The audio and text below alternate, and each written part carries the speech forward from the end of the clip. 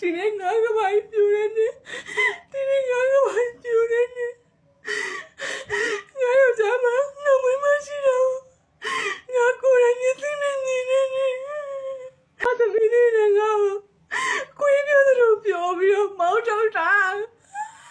အားလုံးပဲမင်္ဂလာပါရီလေးရဲ့ YouTube channel လေးမှာပြန်လည်ကြိုဆိုလိုက်ပါတယ်ရှင်ညီမဒီနေ့တင်ဆက်ပေးမယ့်ဗီဒီယိုလေးကတော့ယောက်ျားဖြစ်သူကဖောက်ပြန်နေတဲ့အပြင်တော့မရင်ငယ်မနဲ့ပေါင်းပြီးတော့မိန်းမဖြစ်သူကိုရစရာမရှိအောင်ပြောဆိုလိုက်လို့ဆိုပြီးတော့မယားကြီးအနေနဲ့ဝမ်းနည်းပြီးတော့ငိုကြွေးနေတဲ့ဗီဒီယိုဖိုင်လေးပဲဖြစ်ပါတယ်ကြည့်ရှုတဲ့သူတွေအနေနဲ့သိတာလို့ရအောင်လို့ဗီဒီယိုလေးကိုအဆုံးထိလိုက်ပါကြည့်ရှုပေးဖို့အားလုံးကိုဖိတ်ခေါ်ချင်ပါတယ်ရှင်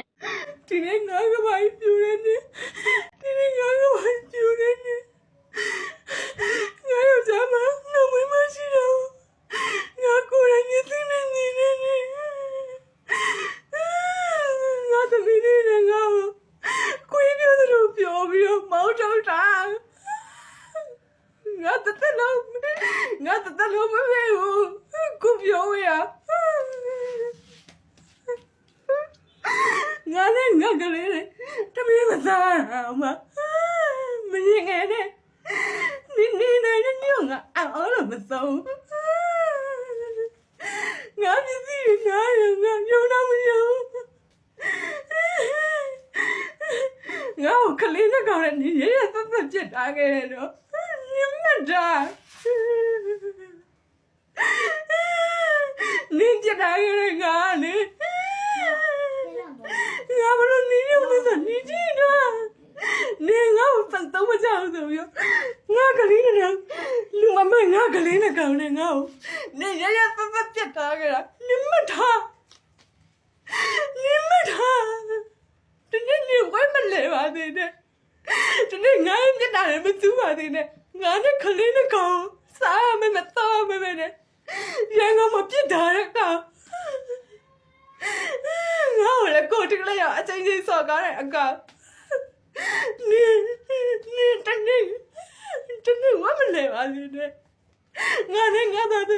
သမီးလေးပြုတ်ကွဲရတယ်လို့နေမိမနဲ့မကြီးရနဲ့ငါလို့မကန်စားပါသေးနဲ့ငါကဘာကြီးနှစ်ချက်ခွဲသွားတယ်လို့နေတော့မကန်စားပါသေးနဲ့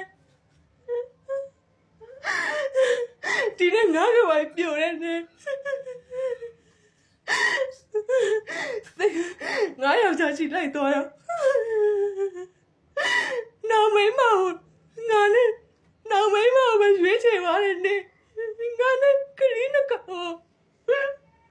ကိုယ်ပြောသလိုပြောမောင်းထုတ်တဲ့ဒီနေ့ကိုငါသိမမေ့မယ်ကိုရေငါသိမမေ့မယ်ပြောရနေတော့ချားကောင်းမဟုတ်ငါဘဝ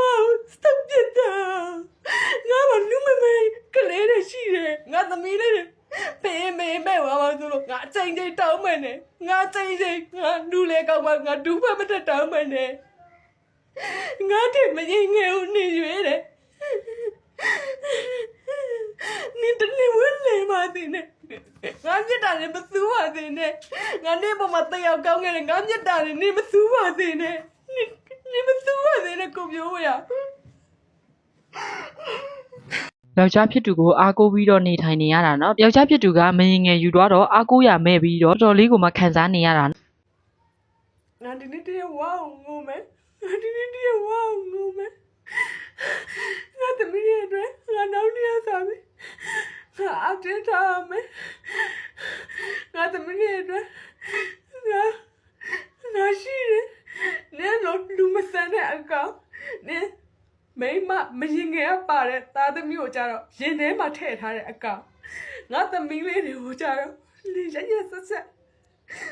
တန်ရိုးစပြတ်တယ်ဆိုတဲ့စကားခွေးပြောသလိုပြောတဲ့အကောင်နောက်နေ့စားပြီးငါဒီနေ့တရက်ပဲဝါအောင်ကိုမယ်နောက်နေ့စားပြီးငါသမီးလေးတွေငါရှင်သန်ပြမယ်ငါသမီးလေးတွေငါအကောင်းဆုံးရှင်သန်ပြမယ်ငါဘောငါသမီးလေးတွေနဲ့ရဆက်ထားပြီးကြတဲ့နေကိုငါတီးတော့မှငါနေကိုငါမမေ့ဘူးဒီနေ့ငါဒီဘဝမှာပြီးသွားခဲ့ပြီစလားနေငါနဲ့ကလေးတဲ့နင့်မိသားစုနေရမရင်ငယ်နဲ့ပါတဲ့သားသမီးကိုနေရွေးသွားတာနေနဲ့ငါနဲ့ဇလန်ပြီးသွားခဲ့ပြီ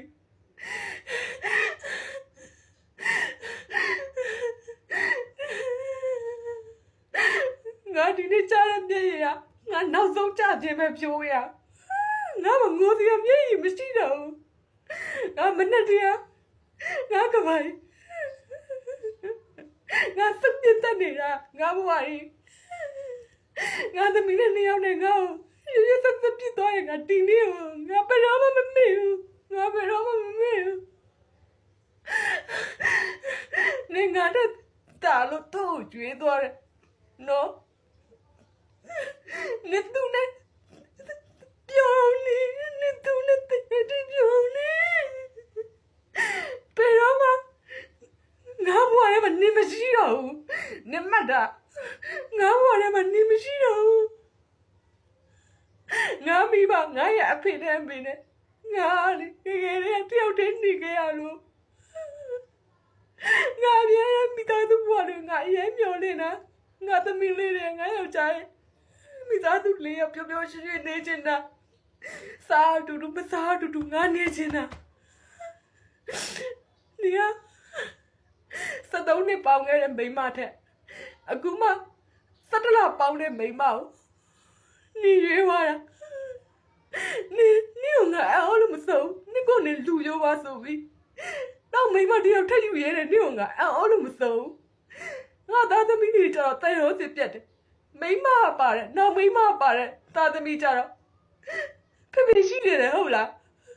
သားသမီးတွေရဲ့မျက်နှာကိုမှမထားဘူးဖောက်ပြန်သွားတဲ့ယောက်ျားတစ်ယောက်ကြောင့်ကိုစိတ်ပင်ပန်းခံပြီးတော့ငိုနေကြမလို့နော်သားမိတွေပဲဘဝကိုရှေ့ဆက်ပြီးတော့ပျော်ရွှင်အောင်နေထိုင်သွားတဲ့နဲ့ဒီလိုယောက်ျားမျိုးကထပ်ပတ်သက်လာရင်တော့မှလုံးဝလက်မခံဘဲနဲ့ပြက်ပြက်သားလှုပ်လိုက်တဲ့နဲ့နော်သမီးနှစ်ယောက်ရဲ့မျက်နှာကိုမှမထောက်နော်ဒီလိုလုပ်ရမျိုးလုပ်တယ်ဆိုတဲ့အခါဒီလိုယောက်ျားရဲ့ဗီဇကလုံးဝကိုမှမကောင်းဘူးမိန်းကလေးတွေရဲ့ဘဝကလည်းနော်ကိုကသားသမီးရှိတယ်ဖြစ်တဲ့အတွက်အပြင်မှာအလုပ်ထွက်မလုပ်နိုင်တော့ယောက်ျားဖြစ်သူကိုပဲအားကိုးနေရတာဒါကိုယောက်ျားဖြစ်သူကလူပြိုဟန်ဆောင်ပြီးတော့နောက်ထပ်မိန်းမတွေထွက်ယူတော့စိတ်တော့ကရောက်နေရတာယောက်ျားဖြစ်သူကမကောင်းမှန်းသိနေပေမဲ့လည်းအားကိုးရမဲ့တော့မှဆိုလို့အချိန်သီးခံခဲ့တာနော်ဒါကိုအခုလိုမျိုးမြင်ငယ်နဲ့ပေါင်းပြီးတော့မယားကြီးကိုရစရာမရှိအောင်ပြောဆိုတာနဲ့နော်ဒီလိုယောက်ျားမျိုးကတော့တော်တော်လေးကိုမှအောက်တန်းကျလွန်းနေမိန်းကလေးတွေအနေနဲ့ကလည်းယောက်ျားဖြစ်သူကဖောက်ပြန်သွားတယ်ဆိုလို့ရှိရင်နော်ကိုတမ်းမအောင်သူတို့ထက်တောင်နေပြလိုက်တဲ့နဲ့ရှင်ညီမရဲ့ဗီဒီယိုလေးကဒီလောက်ပါပဲရှိရှုတဲ့သူတွေအနေနဲ့သိထားလို့ရအောင်လို့ဗီဒီယိုလေးကိုပြန်လည်ဝေမျှလိုက်ခြင်းဖြစ်ပါတယ်ဗီဒီယိုလေးကိုဆုံးထိလိုက်ပါကြည့်ရှုပေးလို့အားလုံးကိုကျေးဇူးအများကြီးတင်ပါတယ်နောက်ထပ်ဗီဒီယိုလေးတွေမှာပြန်လည်ဆုံတွေ့ကြမယ်နော်